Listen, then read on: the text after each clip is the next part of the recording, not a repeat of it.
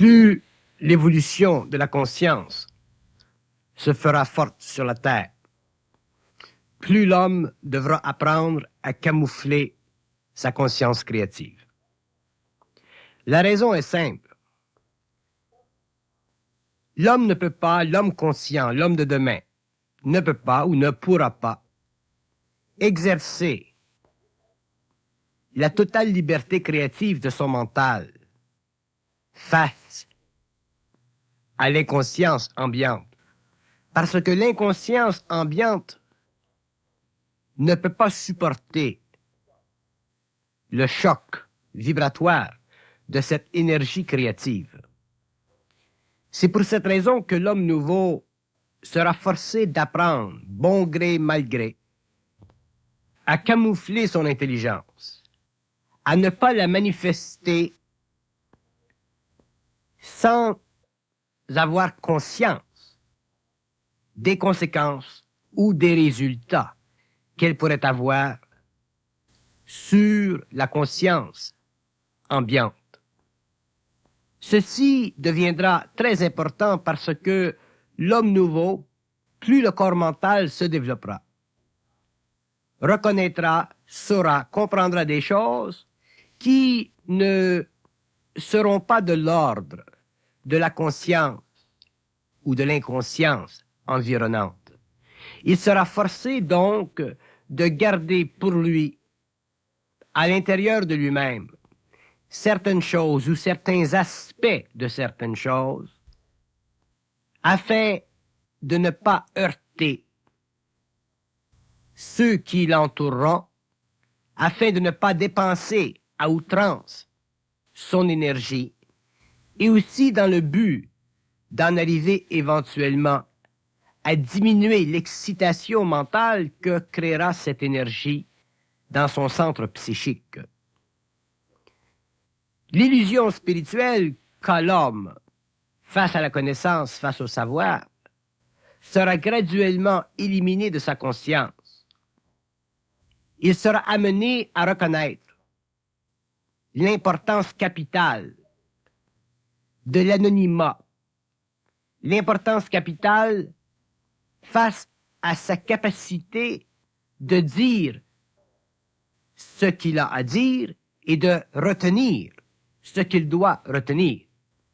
Ceci demandera de la part de l'homme nouveau une très grande maturité, autrement dit une très grande conscience, une diminution de la conscience égoïque, une diminution de la vanité et de l'orgueil mental, une diminution de la spiritualité, afin de contrôler de plus en plus la poussée ou la pression de cette énergie sur son centre mental qui a tendance à le faire parler, et je dirais même à le faire parler beaucoup pour rien.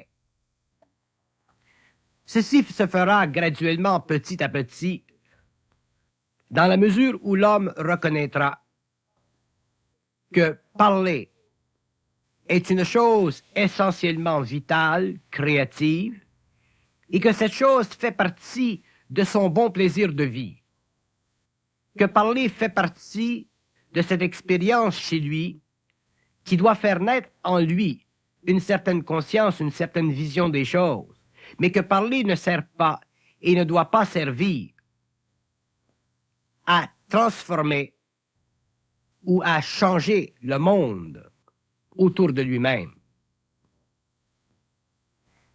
L'illusion de vouloir changer le monde autour de soi est une illusion spirituelle. Il y a dans le monde des êtres à qui l'on peut parler, dans une certaine mesure, ceci est bien. Et par contre, il y a des êtres dans le monde à qui l'on ne peut pas parler dans une certaine mesure, et ceci aussi est bien. Autrement dit, l'homme nouveau apprendra de façon de plus en plus perfectionnée à respecter le niveau d'évolution de la conscience ambiante. Il apprendra à reconnaître les êtres qui auraient une faculté suffisamment développée pour comprendre ce qu'ils ont à dire. Et c'est avec ces êtres que l'homme nouveau pourra facilement échanger. Mais toujours demeurera chez lui le besoin de contrôler complètement le débit de sa parole, afin de ne pas créer dans le monde de la conscience ambiante un surcroît d'impressions. Impressions qui souvent ne seront pas comprises ou ne seraient pas comprises, simplement pour des raisons d'évolution et non pas simplement pour des raisons de mauvaise volonté. Pour camoufler l'intelligence créative, pour se rendre anonyme dans le monde, il faut avoir atteint un niveau de maturité mentale très développé, parce que l'ego est foncièrement un être insécure. L'ego a besoin de se prouver. L'ego a besoin de sentir qu'il a raison, qu'il est sur la bonne voie, qu'il a des choses à dire, qu'il est dans son identité, qu'il est intelligent créativement. Et ce besoin est naturel. Cependant, avec l'évolution, ce besoin se transformera et l'homme en viendra un jour où il n'aura le plaisir de parler que dans des conditions qui conviendront parfaitement à sa propre sensibilité et aussi à des besoins qui seront réels au lieu de répondre à des désirs qui seraient totalement factices. Camoufler son intelligence, c'est un art. Ça fait partie de la subtilité de l'intelligence. Ça fait partie de la maturité de l'intelligence. Ça fait partie d'une grande capacité intérieure de ne pas succomber à la pression de l'énergie.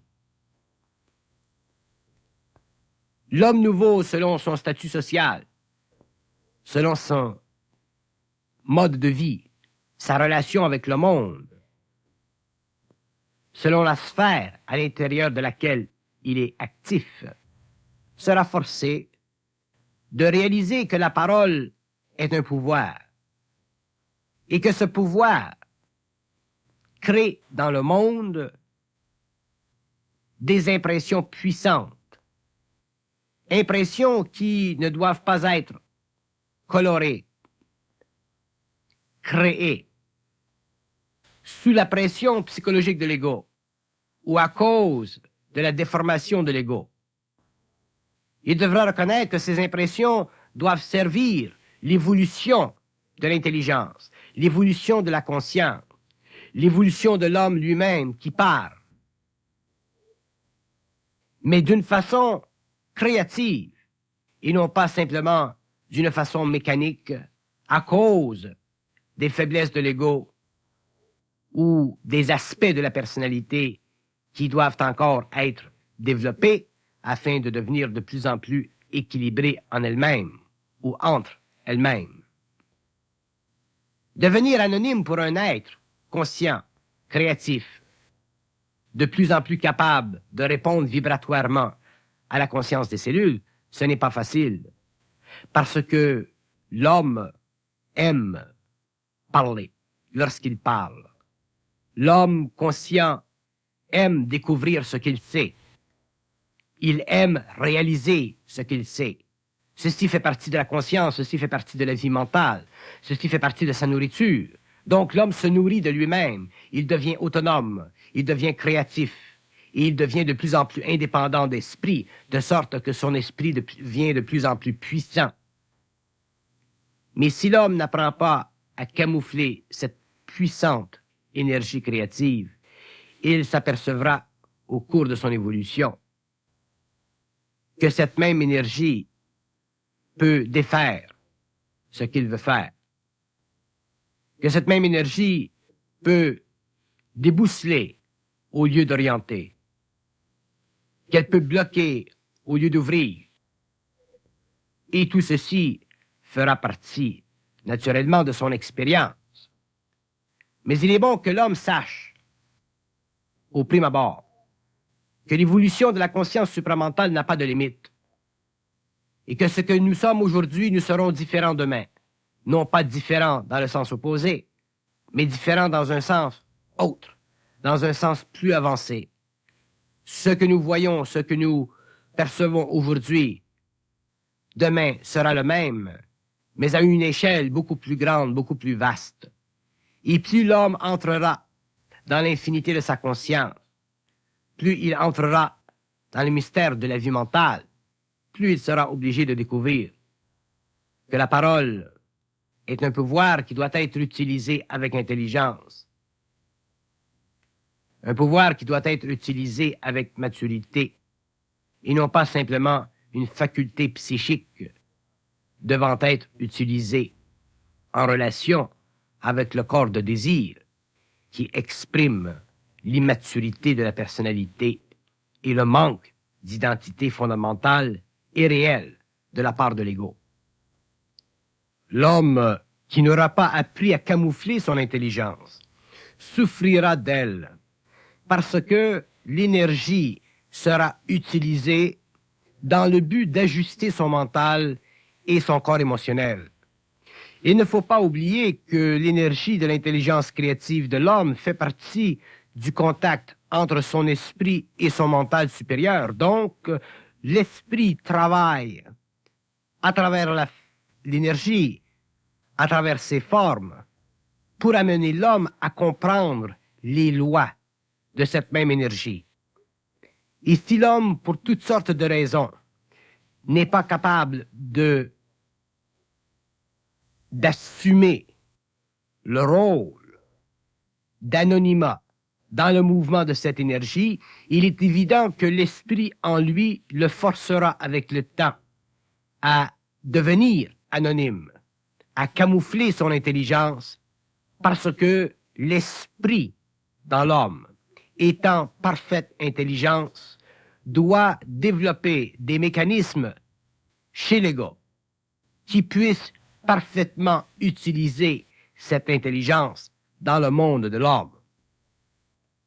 De sorte que le camouflage de l'intelligence créative fait partie intrinsèque de l'évolution de cette même intelligence et du développement de la conscience humaine vers une maturité extrêmement importante afin que l'homme puisse un jour bénéficier à tous les niveaux de son intelligence sans jamais en être pénalisé.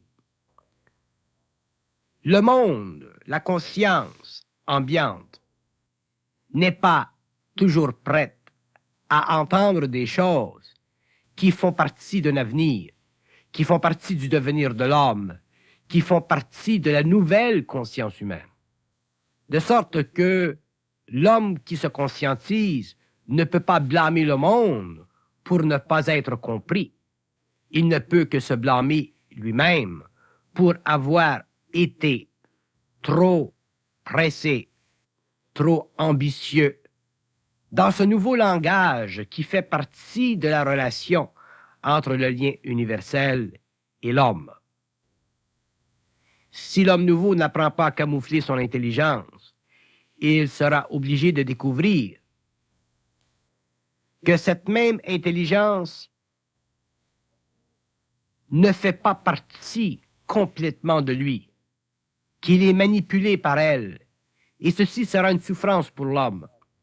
Ce n'est que lorsqu'il aura compris ceci qu'il réalisera que cette intelligence fait partie de lui, qu'il est un avec elle, et qu'il peut l'utiliser, la manifester, l'exprimer n'importe quand, mais dans des conditions qui soient parfaites, des conditions qui ne soulèvent pas dans la conscience ambiante des tensions, des reproches. L'évolution de la conscience supramentale est une évolution à long terme. C'est une évolution au cours de laquelle l'homme apprendra énormément de choses. C'est une évolution au cours de laquelle l'homme découvrira que la nature de l'énergie créative fait partie de la descente sur la Terre d'une conscience cosmique, donc d'une conscience qui aujourd'hui est au-delà de la compréhension de la plupart des êtres de la Terre, même de ces êtres qui sont soi-disant spirituellement évolués ou psychiquement évolués. Et c'est pour cette raison que l'homme nouveau devra apprendre à la camoufler, cette intelligence, non pas parce que elle ne doit pas être dite, exprimée ou rendue dans le monde, mais parce que elle ne peut l'être parfaitement utilisée dans le monde que dans la mesure où le monde est prêt à la recevoir, ça demandera beaucoup de maturité mentale, beaucoup de stabilité émotive, beaucoup d'équilibre dans la vie, beaucoup d'ordre dans la vie, pour que l'homme en arrive à contrôler cette énergie. L'ordre dans la vie fait partie de la composante totale du lien entre l'énergie créative et la vie matérielle. Et tant que l'homme n'aura pas découvert un ordre dans sa vie, n'aura pas établi un ordre dans sa vie, il verra que l'intelligence créative est difficile à camoufler parce qu'il se servira d'elle afin de se balancer vibratoirement avant que cet ordre vienne. L'homme utilisera l'intelligence créative comme une sorte de béquille avant de pouvoir, finalement, se donner un ordre suffisamment solide et réel où la béquille ne sera plus nécessaire en tant que telle et où l'intelligence créative ne sera que la manifestation naturelle de son pouvoir créatif sur le plan mental. Mais avant que l'homme découvre cet ordre, il sera obligé d'apprendre à anonymiser son énergie, à ne pas l'utiliser à cause de certaines désaffections psychologiques. Et ceci ne sera pas facile parce que l'énergie créative fait déjà partie de sa conscience. Autrement dit, elle fait déjà partie à la fois de ce qui en lui est parfait et de ce qui en lui ne l'est pas, parce que elle est filtrée à travers des systèmes psychiques qui doivent être ajustés. Au cours de l'évolution, l'homme a été fasciné par la connaissance. La connaissance a été responsable pour l'évolution et la progression de son mental. Mais au cours de l'évolution future, l'homme ne sera pas fasciné par la connaissance, parce que la connaissance fera partie de lui. Il sera simplement émerveillé par le mouvement de l'énergie créative à travers son mental, à travers sa parole. Et cet émerveillement sera son bon plaisir. Mais d'un autre côté, il devra en arriver un jour à ne pas être assujetti à l'émerveillement. Et c'est là qu'il sera capable de camoufler son intelligence. Dans la mesure où il sera assujettissable à l'émerveillement de la parole, l'homme sera un être susceptible d'être contrôlé, affecté par la parole, donc ses liens avec le monde aussi en seront affectés, et naturellement, lui sera obligé, forcé d'en ramasser les pièces. L'homme ne doit pas souffrir de la parole. Lorsqu'il parle, la parole doit sortir de sa bouche et aller vers le monde. Elle ne doit pas être réfléchie vers lui. Donc, elle ne doit pas être une sorte de parole qui crée dans l'homme des tensions qu'il ne peut pas absorber et qui sont réfléchies vibratoirement vers son propre plexus solaire. L'évolution de la conscience supramentale permettra à l'homme de reconnaître la subtilité de l'esprit à travers la parole. Et lorsqu'il reconnaîtra cette subtilité, il verra que l'esprit peut facilement se déplacer à travers la parole sans que l'ego en ait conscience. Et l'ego devra un jour en prendre conscience, s'il veut un jour en arriver à pouvoir facilement camoufler l'intelligence créative et utiliser la force de sa parole en temps et lieu, et non pas simplement dans ces moments où l'ego est excité et où la puissante énergie de l'esprit n'est pas utilisée parfaitement à son avantage. Autant l'intelligence du mental inférieur ne crée pas de choc en général chez l'être humain, autant l'intelligence créative crée des chocs chez l'être humain. Il est évident qu'il y a des êtres dans le monde qui sont prêts à recevoir, à être pénétrés par cette intelligence. Des êtres qui sont prêts à vivre la magnétisation de leur mental.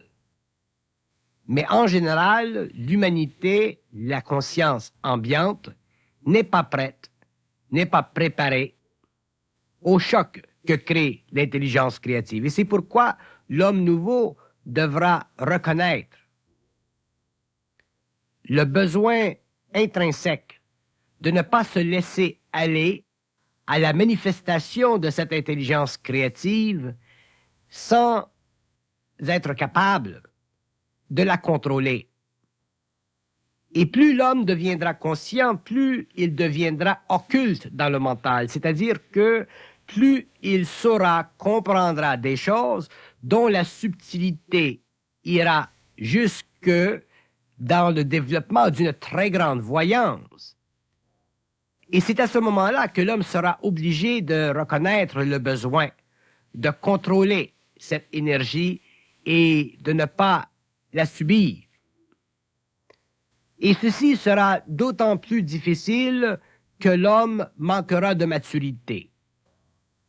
Et dans la mesure où cette maturité n'existera pas chez lui encore, il sera obligé de travailler et de voir, d'après l'effet que crée cette intelligence créative dans la conscience ambiante, jusqu'à quel point elle peut créer dans sa vie un débalancement, un déséquilibre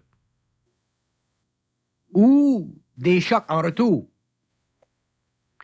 Et ceci ne sera pas intéressant pour l'homme parce que ce sera pour lui de la souffrance.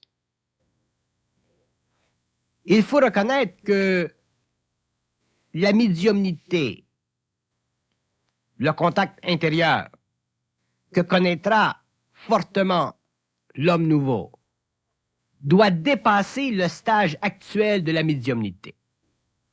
Autrement dit, viendra le jour où l'homme demeurera naturellement médiumnique, mais où il prendra conscience que sa médiumnité ne sera plus une médiumnité astralisée. Ce sera une télépathie intérieure que lui pourra contrôler avec parfaite maîtrise. La médiumnité astralisée de l'homme fera de lui un jouet dans les mains des forces occultes en lui. Et avec le temps, avec le développement de la maturité, il transposera cette médiumnité mécanique, si vous voulez, en une sorte de composante verticale entre lui et les plans supérieurs, lui permettant, lui donnant accès à de la connaissance, à un savoir, que lui, sur le plan matériel, pourra parfaitement ajuster, agencer, à travers sa parole, qui pourra facilement aller dans le monde pour nourrir la vie mentale de l'homme. Mais lui-même, cet homme nouveau, devenu de plus en plus intégral, sentira de moins en moins le besoin de projeter cette parole dans la conscience ambiante, dans la mesure où il pourra souffrir de cette projection. Et c'est ainsi qu'il en arrivera un jour à anonymiser sa parole, non pas à se renfermer sur lui-même, mais à parler de plus en plus avec des êtres qui sont capables de la recevoir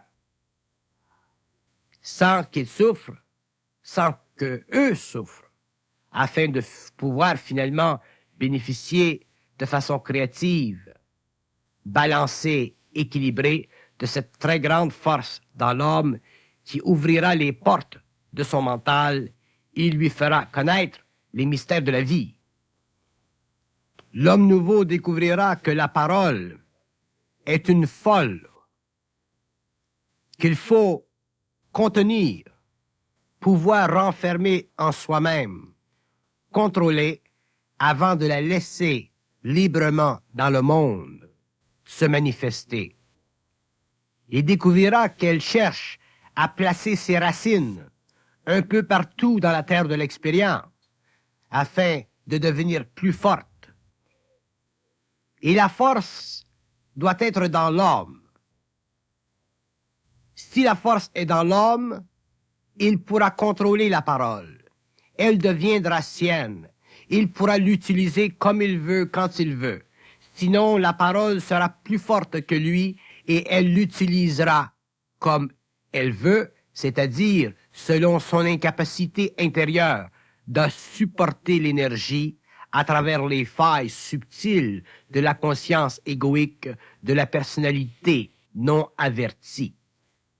L'ego involutif est tellement assoiffé de certitude qu'il veut authentifier par sa parole sa réalité. Et c'est à cause de ceci que la parole devient pour lui, au début de la transmutation du corps mental, un couteau à deux tranchants. Dans un sens, elle lui permet de développer sa certitude, et dans un autre sens, elle crée en lui, à cause de son incapacité de la camoufler, une incertitude qui sera le produit de la réaction de la conscience ambiante sur ses propres corps. C'est pour cette raison que l'homme en évolution devra apprendre à contrôler la parole afin de souffrir de moins en moins de la réaction de la conscience ambiante face à lui-même. Et ceci ne se fera que selon les lois transformationnelles du corps mental. Chaque être humain évoluera en relation avec la parole selon la substance même de ce principe. Dans la mesure où l'homme nouveau apprendra à camoufler sa parole, il connaîtra, il sera plus sécure intérieurement sur le plan de sa propre réalité.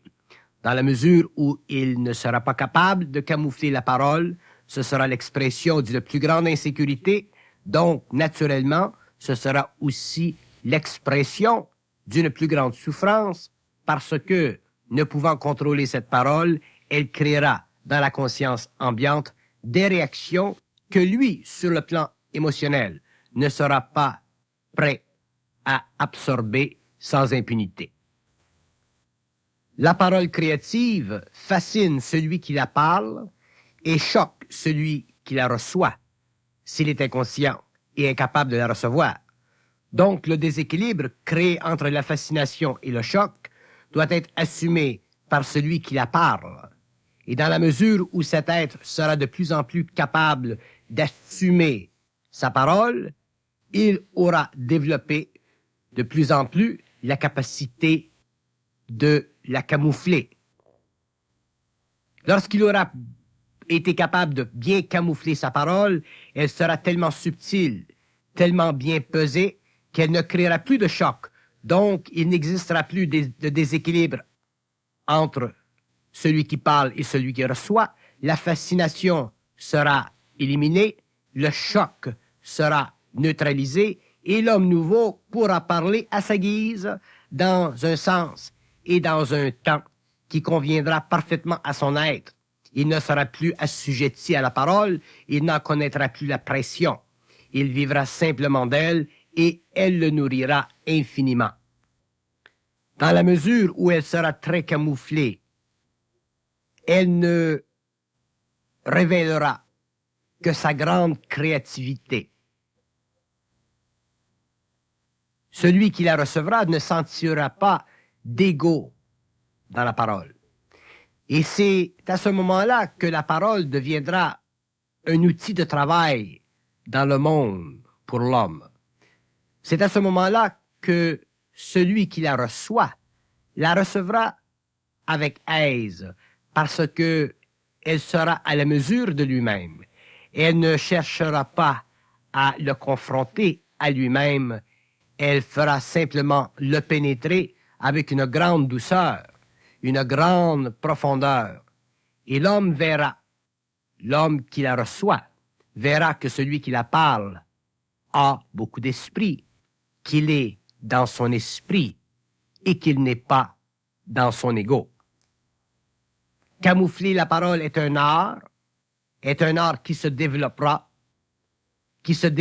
à un point où la parole ne transpirera plus de cet enthousiasme spirituel ou occulte qui caractérise souvent, très souvent, ou même toujours, les hommes qui viennent en premier contact avec une dimension de leur réalité mentale à laquelle ils ne sont pas habitués, à laquelle ils sont voués de se lier pour toutes sortes de raisons, que ce soit des raisons occultes ou métaphysiques ou spirituelles, mais raisons qui, tout de même, font de leur vie, au début, une sorte de souffrance mentale, pour la simple raison que l'homme n'est pas capable d'assumer le rôle réel qu'il doit avoir face à la parole, celui de la canaliser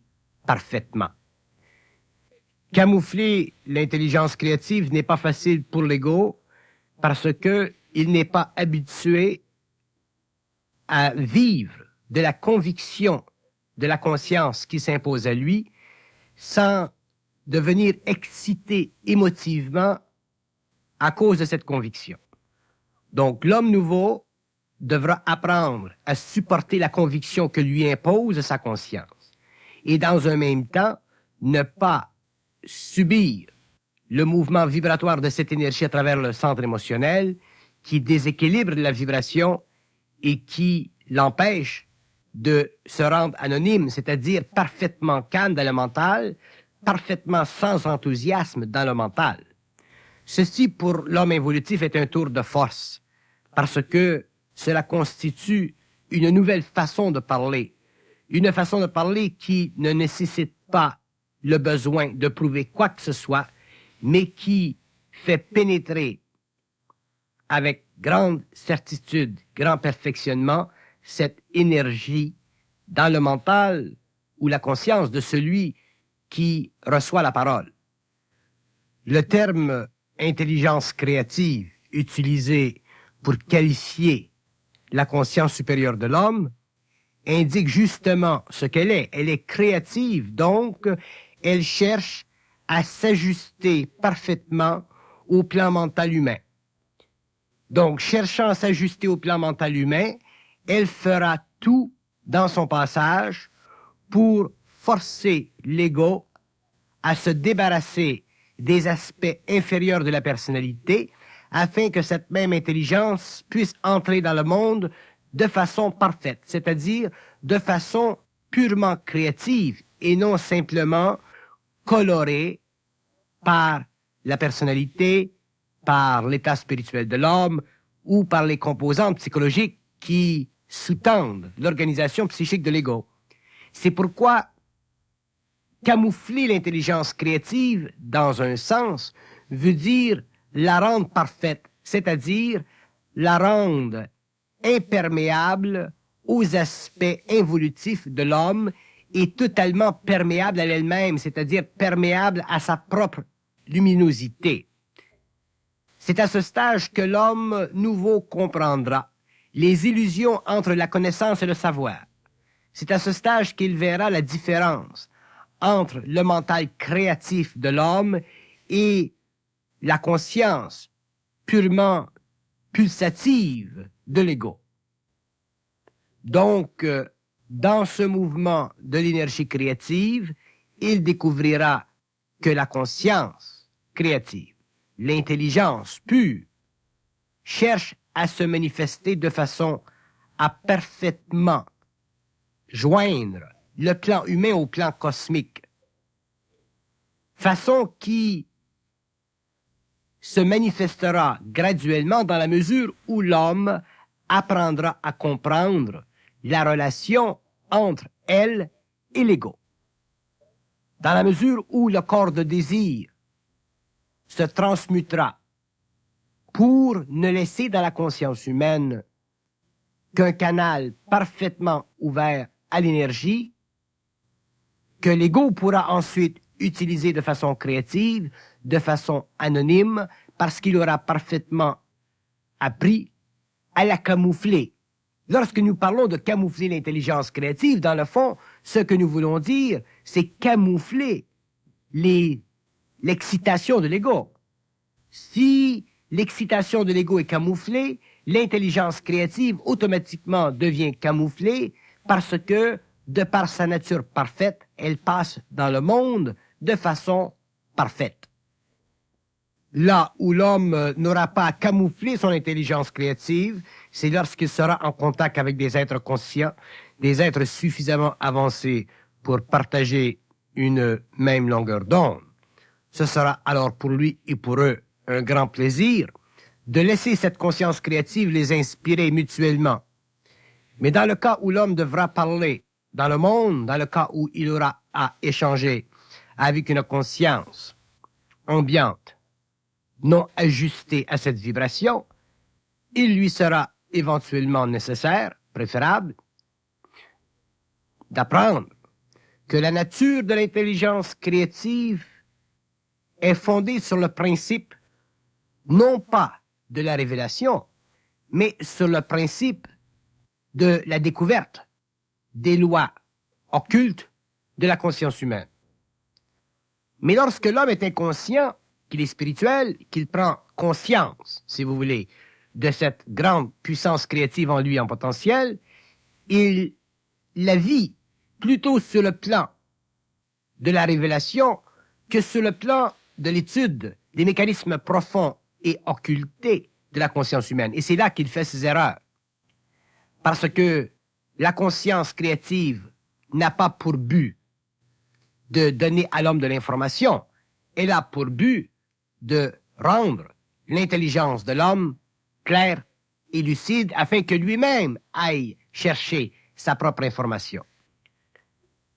Mais lorsque l'homme prend conscience de cette nouvelle énergie en lui, de cette nouvelle conscience mentale, puisqu'il est encore rattaché aux anciens mécanismes égoïques de la connaissance, de la recherche de la connaissance, il veut traiter de cette nouvelle énergie de la façon dont il traitait de son énergie inférieure auparavant. Et ceci est impossible parce que l'homme ne peut pas utiliser une force aussi grande dans sa conscience que l'intelligence créative et à mouler à son inconscience psychologique ou au désir de sa personnalité. C'est elle qui doit éventuellement le forcer à s'ajuster à elle, à ses propres lois. Et c'est là que vient en jeu le besoin de l'homme nouveau, d'apprendre à camoufler cette intelligence, à n'en manifester les aspects que dans un ordre qui convient de plus en plus à l'équilibre entre la nouvelle force en lui et l'ego qui doit, de façon mesurée, la rendre dans le monde.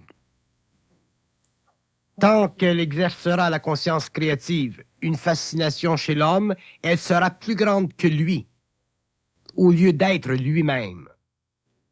Et tant qu'elle sera plus grande que lui, il ne pourra pas la contrôler parce que ses émotions, sa sensibilité, sa spiritualité voudront faire d'elle un aspect de lui-même afin de pouvoir miroiter dans le monde un aspect plus ou moins réel que lui en tant qu'égo désir voudra manifester. Et ceci sera quelque chose devant être changé chez l'homme nouveau parce que ça lui causera constamment une sorte de souffrance. Il ne pourra pas vivre intérieurement cette énergie créative dans le même calme qu'il vivait auparavant son intelligence inférieure. L'homme nouveau devra apprendre à reconnaître la frustration subtile que crée le contact de cette énergie avec le plan mental. Et c'est en reconnaissant cette sorte de frustration subtile qu'il cherchera avec le temps la paix dans le mental. Et c'est cette paix dans le mental qui sera le produit de la transmutation de son mental. C'est avec cette paix qu'il pourra bénéficier largement de l'intelligence créative et qu'il pourra la rendre dans le monde de façon camouflée. Aucune excitation en lui ne fera vibrer le corps émotionnel et il commencera finalement à bénéficier à tous les niveaux de son intelligence. Il commencera à participer créativement à cette intelligence car il saura qu'elle ne peut pas le laisser, qu'elle fait partie de lui, qu'elle est une avec lui, de la même façon que son intelligence inférieure, antérieure, était une avec lui sur le plan de l'ego. Tant que l'homme n'aura pas appris à camoufler son intelligence, il ne pourra pas sentir cette unité. Parce que c'est le phénomène de ne pas pouvoir la camoufler qui est l'expression de la dualité en lui, de la partie cosmique et de la partie planétaire. Ceci est une illusion. L'homme est un. Il est à la fois cosmique, il est à la fois planétaire. Et lorsqu'il vit l'unité de sa conscience, il travaille sur le plan matériel avec une énergie créative parfaitement manifestée, parfaitement ouverte ou parfaitement camouflée selon les besoins, selon les événements, selon les situations. Sinon, il est en initiation. Il est conditionnable. Il est imposé. Une sorte de force en lui qui fait de lui un être souffrant à un niveau ou à un autre. L'homme doit posséder la parole consciente comme il possédait la parole inconsciente et doit faire partie de lui de façon absolue comme sa parole inconsciente faisait partie de lui de façon absolue, avec cette différence que la qualité absolue de la parole consciente est absolument plus élevée que celle qu'il possédait durant l'involution.